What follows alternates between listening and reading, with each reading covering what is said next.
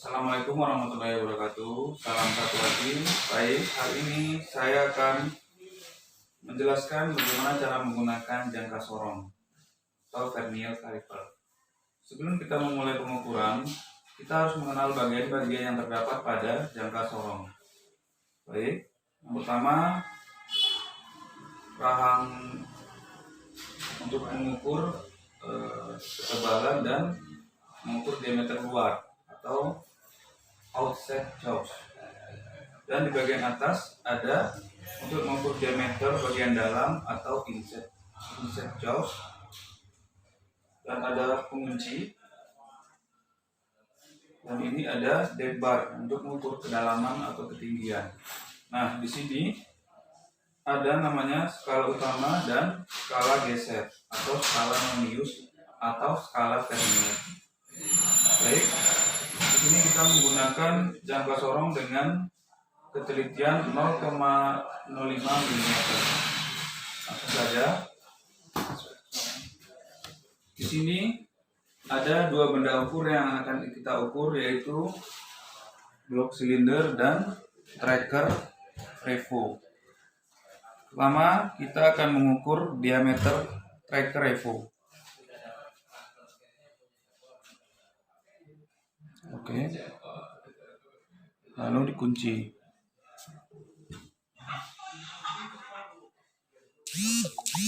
Setelah dikunci, baru kita membaca hasil pengukuran. Nah, mari kita lihat. Di sini patokan kita adalah 0 di skala utama dan 0 di skala vernier. Di sini 0 ini berhenti pada angka 33. Berarti skala utamanya atau SU adalah 33 mm.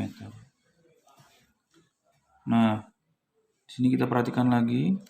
Kita ambil simulasinya.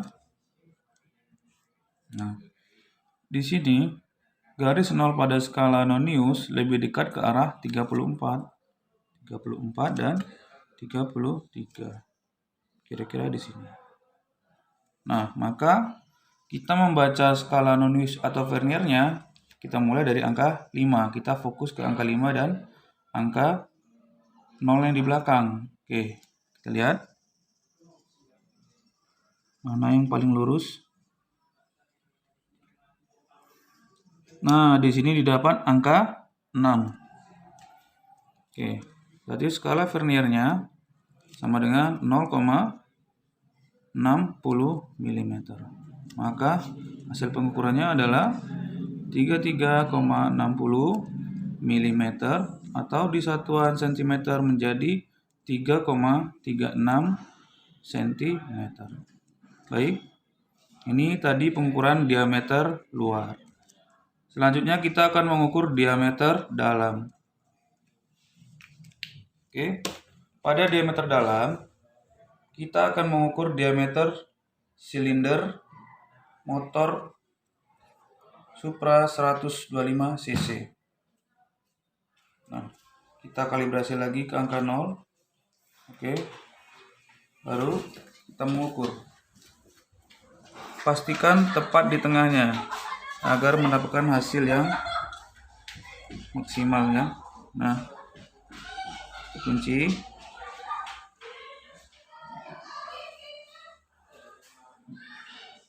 Oke. Nah, di sini didapat di skala utama adalah 50 mm. Dan kita lihat lagi, dia lebih dekat ke 50 atau ke 51. Sini 50, di sini 51. Ternyata garisnya lebih dekat ke 51, yang ini ya, lebih dekat ke 51. Nah, di sini dia. Berarti kita fokuskan lagi membacanya dari angka 5 hingga angka 0 yang di belakangnya. Begitupun sebaliknya, kalau dia lebih dekat ke angka 50, maka kita fokus membaca skala vernier dari angka 5 ke angka 0 yang di depannya. Baik, kita cek lagi.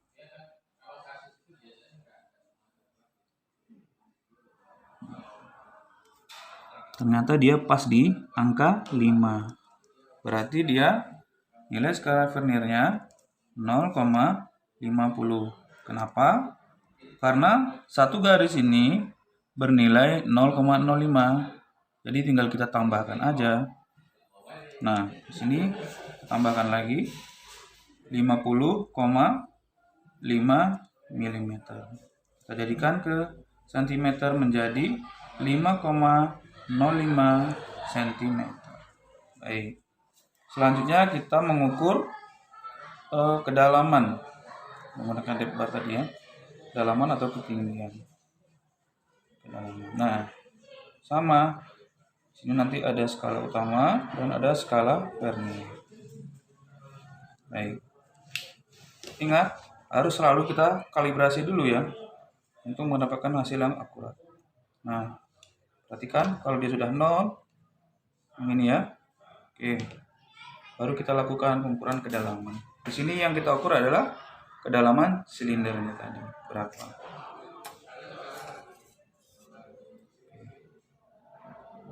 Kunci.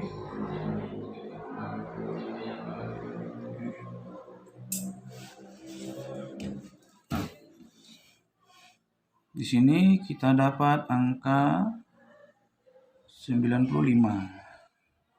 Ya, yang ini ya. Nolnya berhenti di 95. 95 mm. Nah, kembali lagi kita lihat. Dia lebih dekat ke mana? 94 kah atau ke 95? Salah ya. 95 atau 96. Nah, ternyata di sini kita lihat dia lebih dekat ke arah 95, berarti di sini dia. Nah, maka kita fokus membaca skala Verniernya dari angka 5 ke bawah. Nah, baik, kita perhatikan di angka berapakah yang paling lurus. Di sini didapat di angka 4. Ya, angka 4 paling lurus ke atas. Ya, betul angka 4? Ya, betul ya. Berarti 0,40 mm. Ya, kita jumlahkan menjadi 95,40 mm. Kalau kita jadikan ke senti menjadi 9,54 cm. Bagaimana? Mudah kan? Baik, mungkin untuk penjelasan Vernier Caliper pada hari ini itu yang dapat saya sampaikan. Mungkin ada perbedaan dalam membacanya, baik itu di buku atau di banyak buku lain atau dari instruktur lain. Ya, silakan saja karena hasilnya pasti sama. Berbeda-beda caranya tidak apa-apa. Baik, mungkin cukup sekian untuk hari ini. Assalamualaikum warahmatullahi wabarakatuh. Dan kita lanjut lagi ke alat ukur multimeter atau multitester. Salam satu hati. Assalamualaikum warahmatullahi wabarakatuh. Salam satu hati. Baik, kita lanjutkan pada alat ukur yang kedua, yaitu multimeter digital. Sebelum kita mengukur menggunakan multimeter digital, ada baiknya kita mengenal apa saja bagian-bagian dari multimeter digital.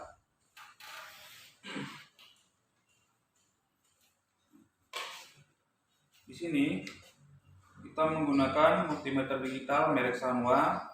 Baik, pada multimeter digital terdapat beberapa bagian yang harus kita ketahui, yaitu pertama ada layar display berfungsi untuk membaca hasil pengukuran. Selanjutnya ada select berfungsi untuk mengganti mode.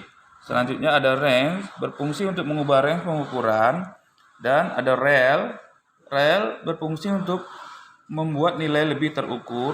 Terus ada hold ini berfungsi untuk menahan nilai yang telah terbaca oleh alat ukur multimeter digital ini. Selanjutnya ada AZ berfungsi untuk memilih frekuensi. Nah, selanjutnya ada rotary switch atau selektor. Nah, di sini ada off, volt. Nah, di volt ini terbagi menjadi dua. Voltnya ada volt AC ini dengan lambang ini, dan ada volt DC. Di sini ada ohm, di sini ada HZ, dan di sini ada miliampere. Nah, sebelum kita melakukan pengukuran, ada baiknya kita tes dulu tes leadnya ini bagus atau tidak. Untuk mengetahui bagus atau tidak, kita putar selektornya atau rotary switch-nya ke arah ohm. Nah, setelah sampai di arah ohm, kita tekan select untuk mendapatkan gambar buzzer ini ya. Ya. Nah, baru kita tes. Nah, apabila buzzer berbunyi, berarti multimeter kita berada dalam keadaan baik. Nah, selanjutnya saya akan menjelaskan cara untuk mengukur tegangan sepeda motor beat. Sebelum kita mengukur, kita lihat dulu buku BPR-nya. Nah,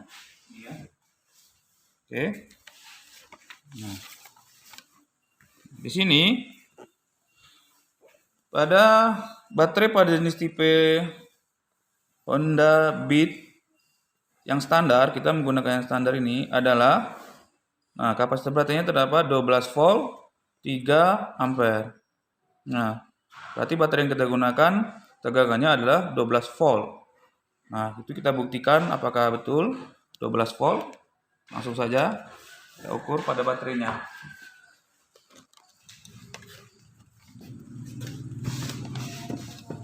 Sebelum kita melakukan pengukuran, kita putar dulu selektornya ke arah volt. Nah, sebelum kita mengukur, kita perhatikan tanda ini ya, mode di sini dia AC atau DC. Kita lihat lagi di sini. Kalau yang AC ada garis yang panjang di atas dan ada garis putus-putus di bawahnya. Kalau yang DC ya ini, nah dia arahnya bolak-balik ya. Nah, jadi kita pakai yang DC volt, oke. Dan kita lakukan pengukuran. Perhatikan tes leadnya, di mana tes lead berwarna merah kita hubungkan pada terminal positif dan yang hitam kita hubungkan pada terminal negatif.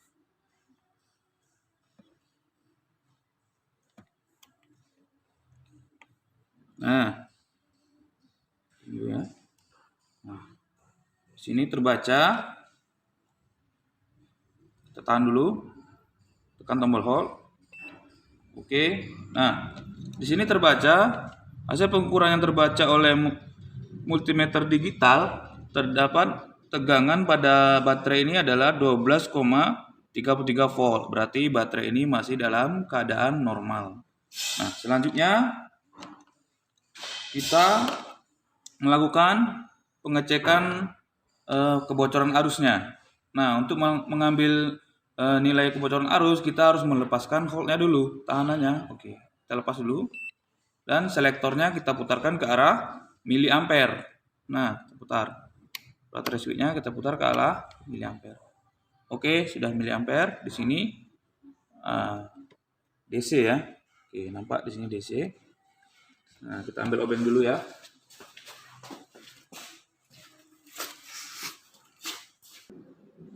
Oke, kita lepaskan kabel negatif pada terminal negatif ini ya, untuk mengecek kebocoran arusnya.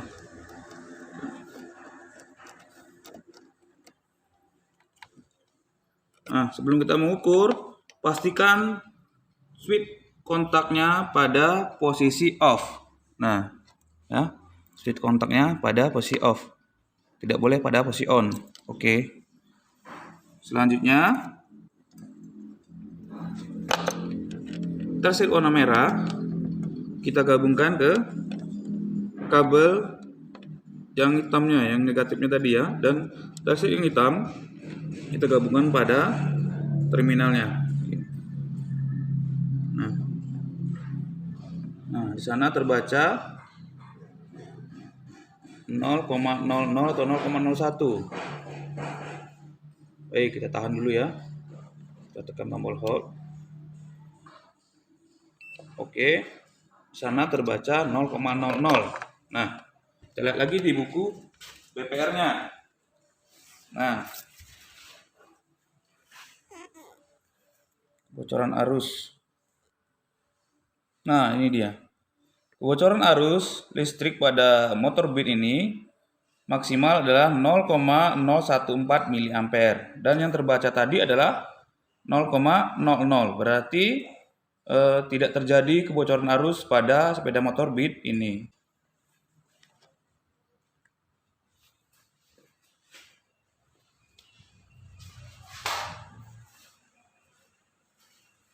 Kita pasang dulu kabelnya yang tadi.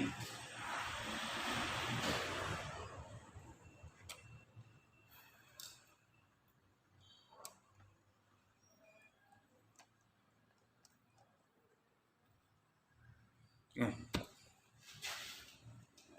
Mungkin cukup sekian yang dapat saya sampaikan pada sesi ini. Lebih dan kurangnya saya mohon maaf. Salam satu hati. Assalamualaikum warahmatullahi wabarakatuh.